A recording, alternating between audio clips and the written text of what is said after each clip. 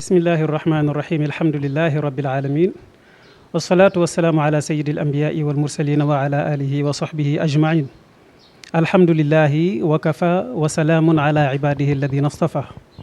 mbokk internet yi yéen ñi safoo di wéttalikoo seen chaîne bu mag bii di Senbuzz amaat mbégte kontaante dellu siwaat ak yéen ci seen beneen numéro di programme bi nga xamee ni mooy religion et la vie religion et la vie di jotaay boo xam ni li mu ëmb xam ngeen ko di dalal ay borom xam-xam yu ñu xam ci diine wala ci aada wala ci tolluwaayu jamono wala doxalinu société bi loolu di li sabab tey ñu ñëw seet si kenn koo xam ni dootuñu ko présenté fii ci Sénégal muy imam Mame Makhtar Gueye Mame Makhtar Gueye bu ñu ko waxee xel yépp dem ci kuréel gi nga xamee ni moom la jiite muy Jamra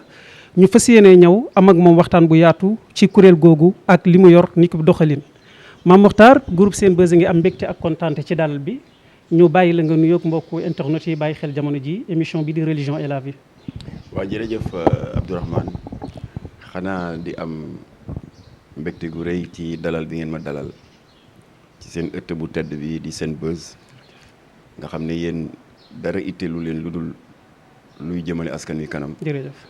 ak loo xam ne itam dina gindi xale yi ci ndëgg sërëx yu bari yoo xam ne léeg-léeg yàlla di leen nattoo ñu di ci daanu. jërëjëf. alors kon nag ñu ngi kontaan. jërëjëf. te di baalu àq seen mboolem téléspectateurs yi nga xam ne ñu ngi dog seen i soxla. jërëjëf. ngir may ñu nopp ñun ñaan yàlla nag simili yiñ fi nar a toog seq laaj ak tontu. yàlla barkeel ko pour que ñun ñi toog ci plateau bi ak ñi seetaan mën si jële njëriñ incha allah. jërëjëf imam Makhtar am nañu mbégte lool wax dëgg yàlla ci sama tur ak turu groupe bi di Senbuzz ci dalal bi nga xamee ne dalal nga ñu ko question bi ñu lay njëkk a laaj ci imam mooy lan mooy organisation Jamra. waaw yàlla dafa dogal Jamra daanaka mu ngi gane si àdduna bu fekkee mën nañ ko waxee noonu ci mois de février 1983 li ñi bari réere mbir nag Jamra judduwul rek nekk ab kuréel comme ni ngeen ko xamee tubaab di ko wax ONG Jamra ca njàlbéen nga ëttu yëglekaay la woon journal boo xam ne mu ngi daan génn par weer li taxoon nag ñu jël boobu décision mooy dafa fekkoon ñu nekk ay ndaw fekk boobu mbirum sinébar mu ngi commencé di def ay njaaxum yu jéggi dayoo surtout si tout tànk yi ci école yi ci quartier populaire yi ñu tàmmoon nag ñun bu ñu ko suñu jot mayee dañ daan dem ci quartier populaire yi di def ay conférence ñu ngi daan ànd ak ay docteur bokk na ci rahmatullahi alayhi docteur Omaïs benn libanais bu ñu daan dimbali ñuy yee xale yi ne leen narcotrafiquant yi leen di nax naan ñaari xeetu drogue moo am drogue douce ñu ràññee ci cannabis chanvre indien lopito bi jógee Nigéria brown bi jógee Ghana jël beneen côté bi tuddee ko ay drogue dure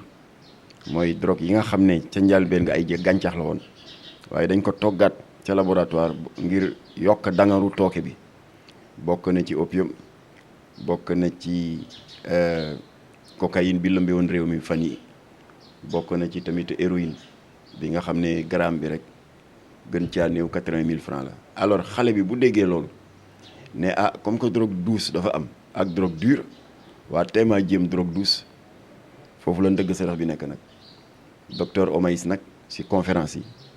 daan xamal xale yi nee leen bu leen kenn naxati drogue la rek. nee na dama leen di jox misaal bu gàtt ndax neex naa jàpp jarul nekk docteur pour sa xel mën ko nangu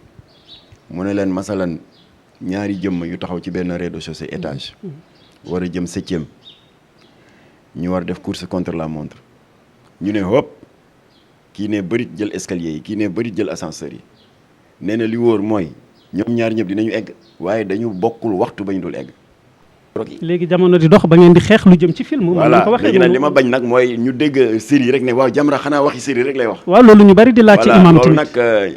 ñi xamul jaar-jaaru Jamra ñooy wax loolu waaye comme que xam ngeen jaar-jaaru Jamra nag bu ñu tuddee série bu fi kenn wax naan waaw moom xanaa série rek lay wax. macha allah loolu waxi naafeq la loolu leer na léegi nga ñëw ñu ci film wi. alors série maîtresse d'un homme marié kooku tam ñoom ñëw nañ fi ba njegee ne Jamra ngi naqarlu seen série bi producteur bi ñu di ko wax Massamba Ndour mooy patron Marodi TV ànd ak scénariste bi mooy ki may tëkku fan yi ci réseaux sociaux yi Khadija Sy te ñu koy wax Kalista ñu ñëw fi mën na leen dama bëgg a dalal seen xel Jamra n'a rien contre les producteurs locaux de séries télévisuelles au contraire ñun jàpp nañu ne que la production audiovisuelle locale doit être non seulement encouragée mais même soutenue. Maîtresse d'un homme marié vous avez réussi le premier volet ndax yow Khadija Sy sa scénario bi la nga ci wax inventé wuloo dara l'infidélité conjugale réalité la dans la société sénégalaise sama compagnie gii les tontons say-say di tàggu seen jabar naan dañuy am séminaire suñu directeur de société dafa ñuy am benn expert technique bu ñuy defal séminaire fii ci Saly fekk du dëgg fekk maa ngi ñëw fii loué benn appartement doomu jàmbur ju ndaw joo xam ne dégg nga mën naa ko sax jur dëkkee di njaaloo guddi ak bëccëg ma ne ko kon Khadija Sy li nga wax yëpp ci maîtresse d'un homme marié dëgg la tu n'as rien inventé mais là où vous avez échoué yéen waa maîtresse d'un homme marié mooy da ngeen ko articuler autour d'un scénario tel que yéen a ngi favoriser la pornographie verbale ay sama lii maa ko moom ku ma neex laa koy jox yéen a ngi favoriser l'apologie de la fornication et la promotion de l'adultère yéen a ngi rafetal njaaloo di ko daganal ba actrice bi léegi xale yu bari ci dëkk bi dañ ko fan te rôle bu bon la joué ma ne kon foofu ngeen échoué mënoon ngeen ko articuler ci scénario boo xam ne ku newoon ci njaaloo sax da ngay mujj rus tiit nga ne li war naa ko bàyyi waaye yéen ku ci nekkoon yéen a ngi koy encouragé ku ci newul yéen a ngi ko ci xiir c'est pour cela que Jamra vous a combattu alors combat bi nag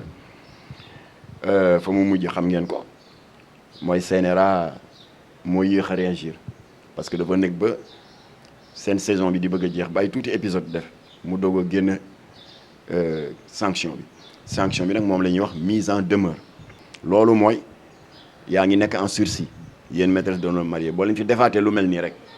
5 millions yooyu la ñu dóoroon Walfadjri ba pare coupé série bi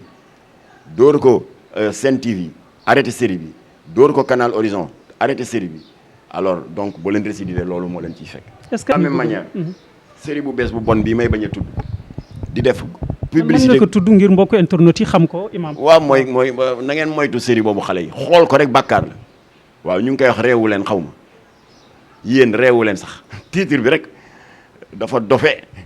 te njariñ amu ci waaw yéen réewu leen sax noonu lañ ko tuddee alors Kocc Barma dama wax ne lu feeñ ci sëy nuyoo woon na ca ngoro la dañ ko faalewul woon loolu moo am ñoom dañu dawal ñaari épisode rek feeñ gis ngeen ko jarul ay waaraate ñëpp ci teg seen bët ay xale yu góor jigéen yu jóg mat nañu ñett ci film bi nekk ay vedette manière góor jigéen waxinu góor jigéen regeju ak yeneen yoo xam ne teggin mayul ma di ko répété fii ñooñu ñooy vedettes yi nga xam ne ñoom la ñu bëgg xale yi roy leen ah kay dañu bëgg xale yi lor leen parce que lii ñu def ak doole bi audiovisuel am foog muy am conséquence ci xelu xale yi loolu la tubaab di wax l'approche publicitaire subliminale maanaam dañuy dem ba sa xel miin ko sa xel di ko miin nga di ko seetaan sa xel di ko miin da ngay mujj dem ba subconsciemment yow xale bi da ngay jàpp ne mais ndekee góor jigéen ayul man de bu ma jógee dinaa nangam ak nangam alors looloo tax nag ñun ñu jóg alerter daal di woo parce que dañu nekk ci dëkk boo xam ne kenn amul droit atteel sa bopp ñu daal di woo kay yoon dénk atte ci wàllu dérive audiovisuelle muy CNRA jot na plainte bi waaye may profité wax waa Senbuzz que plainte bi ñetti kuréel ñoo ko signé benn bi Jamra la te imam Massamba Diop jiite ko benn bi l'observatoire de veille et de défense des valeurs culturelles et religieuses ñu gën koo xam ci dàkkantal mbañ gàcc te imam Moustapha Diop jiite ko beneen kuréel bi moom la ñuy wax le comité de défense des valeurs morales te oustaz Adama Mboup ak kilifa gu tedd gi sëñ Bassirou Mbacké Cheikh Astou Fall di jarbaatu sëñ Mountakha nekk arrière petit fils de Mame Cheikh Ibra Fall ñetti kuréel yooyu ñoo ko signé Babacar Diagne CNRA jot na ko ñu ngi lay ñaan yow Babacar Diagne loo yéex rek minute bu jàll rek xale yaa ngi loru ndax ñu ngi leen di dugal ci ngóor jigéen te xale yi ñoom jàpp nañu ne lépp luy daw ci télé yi rek aayul xëy na yow Abdourahmane wala man wala sa technicien yi yàlla may nañu xëy na li tubaab di wax sens critique maanaam nga mën di ràññee mais am na say tout tànk yoo xam ne jarbaat lañ ci yow wala doom ci yow yàlla wërsëgalugu leen xel moomu le mbir mi day dem ñuy togg seen xel di ko togg 3 épisodes 4 5 6 ba di nga xëy rek sa doom wala sa jarbaat dégg nga dem di def yëfu góor jigéen loolu la ñu bëgg CNRA lu mu baral loxoom rek na ko xeeb alors foofu amul teel a réagir la laaj parce que dégâts bu amee doo toog comme li ñu daloon ci maîtresse d'un homme marié ba 18 épisodes nga doog a jët naan da nga leen di def mise en demeure moo tax ñun dañu gis 2 épisodes rek ñu daal di artu ndax sa naataango Pape Alé dina tàmm di wax naan ku artuwul di nga atte alors ñun ñu ngi artu bëgg CNRA teel a jël matuwaayam lu ko may dina atte parce que ñun duñu yem ci plainte bu CNRA réagirul dinañ wàcc ci mbedd mi wax Macky Sall ne ko bugguñu ku fi daganal ngóor jigéen parce que yow yaa jàkkaarloog Obama ne ko kenn du fi daganal ngóor jigéen yow président Macky Sall yaa jàkkaarloog Justin Trudeau le premier ministre du Canada ne ko du ma daganal ngóor jigéen waaw naka la nag ay producteurs de série audiovisuelle jóg bëgg a wéq loolu nga wax yépp di ko jaarale ci série pour daganal ngóor jigéen loolu mënul ne kon état bi na jël responsabilité am ñun amuñu droit seetaan xale yi ay saay-saay di leen yàq mu di lobby homosexuel yi ak lobby maçonnique yi particulièrement di leen dugal ci ay séries yoo xam ne dañuy woyefal ak di daganal la nga xam ne ngor buggu ko diina buggu ko ndax naka jekk te xëy na foofu la ñuy tëjee mbir moomu le dafa nekk loo xam ne du waxi Jamra rek waaye suñu borom ci ñaari religion révélée yi mu ñun si suñu diine jullit suñu borom ci suratul anfal suratul ankabut suratul uhud suratul anbiya yi ainsi de suite compté nañu fukk ak juróom-ñetti fatwa yu dëgër yoo xam ne suñu borom yëkkati ko dóor na ko ci borom ñaari tur yi te saar bu ne daf koy tëj naan boo leen amee jom di ngeen bàyyi xel fa ma jaar ak askanu Lóot dama leen maasale effacé leen ba mu jógee ci loolu nga dem si suñu mbokku jàngu bi seen téere bu ñuy wax Lévitique chapitre 18 article 22 wax nañ ci ne coucher avec un homme comme on couche avec une femme est une abomination kon nag ñun suñu diine yëpp bëgguñu ko 98% des croyants de ce pays téere yi ñuy sukkandiku Injiil bi yonent yàlla Insa ak alxuraanul karim bëgguñu ko ci loolu la législateur bi sukkandiku daal di nas l'article 319 bi xaraamal mbirum borom ñaari tur yi kon nag il est impensable ba noppi itam le président de la république dëggal loolu ndax yow Macky Sall yaa wax ci conseil des ministres en date du 11 avril 2013 fekk coow laa ngi lëmbee dëkk bi avant Obama di ñëw pour le mois de juin nga ne réagissant au débat en cours sur l'opportunité ou non de légaliser l'homosexualité le président de la République lii ma lay wax c'est maa ngi ko jële ci communiqué conseil des ministres du 11 avril 2013 kon ku mu neex nga dugg ci www.gov.sn muy site gouvernement bi di nga ko fa gis 11 avril 2013 Macky Sall daal di ne kon réagissant au débat présentement en cours sur l'opportunité ou non de légaliser l'homosexualité le président réaffirme que sa volonté que sous son magistère il est totalement exclu de légaliser l'homosexualité parce que daal di ci yokk nag daal di ne parce que notre ancrage dans nos valeurs socioculturelles de base ne peut s'accommoder d'une dépénalisation de l'homosexualité loolu leer la léegi nag ñiy jóg nag ne seen yoon dañuy def lu leen neex kon ñun ñu ngi interpeller non seulement Babacar Diagne mais état Sénégal na ci jóg ñu arrêté série boobu ndax ñu mën a sauver xale yi ndax suñu borom moo wax ci téereem bu tedd bi ne xam nga yow waroo toog rek yow Abdourahmane naan man day sama doom yi bokkuñu ci samay jarbaat bokkuñu ci suñu waa koñ loolu génnu la ci de suñu borom li wax lu leer la wa taqu fitnatan laa tusibanna allazi zalamu minkum xaasa na ngeen moytu duma yoo xam ne bu ma koy dóor ci seen kaw du yem rek ci bopp ñi nga xam ne ñoo tooñ kon nag yàlla nañu yàlla dàqal seytaane yàlla na yàlla def jàmm ci réew mi mooy mbiru comme yaa ngi ni nga ko waxee léegi ci sa biir wax lu jëm ci mbiru góor jigéen ñi ñu bari gis ni xëy na taxawaay bi nga xamee ne moom la si Jamra war a amu ko ci comme ni ma la ko waxee sànq ñu bari gis nañ ni doxalinu Jamra dafa am mbiru kumba ndey ak kumba amul ndey leeral nga ni li waral ngeen di gaaw a réagir mooy li olof yi di wax xobbeeku balaa ngay lakkale ñu bari gis ni seen taxawaay bu ñu jëlee exemple ku mel ni Kaawu Sanex bu ñu jëlee exemple ku mel ni Kaawu Sanex yaakaar naa coowam xëy na li nga xamee ni jamono ji mi ngi xew ci réseaux sociaux yi déggoon nga ko est-ce que bi nga ko yëgee yow ak propos yi nga xamee ni moom waxoon na ko réagir nga ci. dafa def benn intervention. mais je pense que képp koo xam ne xëy na gis ngeen ni mi ngi doxee loo xam ne xëy na wute na ak doxalinu Sénégal xëy na ak doxalinu société bi di ngeen ci taxaw. waaw moom dafa wax defe naa que xale boobu nekk États-Unis. Pape Mbaye waaw. waaw wax na wax joo xam ne daal dafa mel ni mu ngi koy jàppale. voilà te li suñu borom wax ci téeram yu tedd yi lu leer la nee na non seulement xaraamal naa ko te rëbb naa ña koy jëfe waaye mbooleem ku ànd ak ñoom lëkkaloo ak ñoom di leen jàppale wala di leen ko yombalal yaag ñoom yéen a bokk àtte. lan ngay wax Sanex moo tax nag Sanex maa ngi lay ñaax te dama ci am kontaan ak mbégte di ko def ndax ñoo bokk sant ma ak yow. defe naa Cheikh Imaam dafa mel ni da nga ragal kuréel yooyu nag de ñooñu borom ñaari tur yi ni ngay waxee nii xëy na dafa mel ni da nga ragal parce que li nga wax la xeex ay valeur moo leen tax a jóg donc amul ñaan donc bu fekkee ni borom ñaari tur yi ak 600 loges maçonniques des assassins ku ci gën a dangereux. Imaam nga baal ma balaa ñuy ñëw ci question boobu nga yeggali ci xeex nañ ci dàq leen ñu génn.